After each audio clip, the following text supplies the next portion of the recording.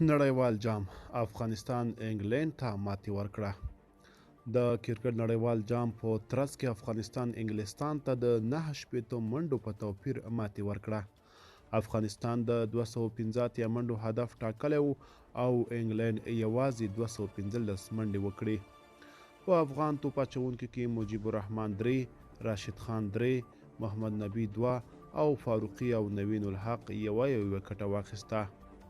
دا په روان نړیوال جام کې د افغانستان لومړی بری دی. افغان لوبډلې وکولی شول چې په لومړي ځل انګلینډ ته ماتې ورکړي.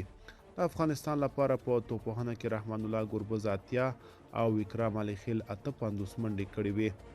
د لوبې غوره لوبغاړی مجيب الرحمن وټاکل شو. افغان لوبډله به خپله څلورمه سیالۍ د اکتوبر په 18 نیټه د نیوزیلند پر وړاندې ترسره کړي.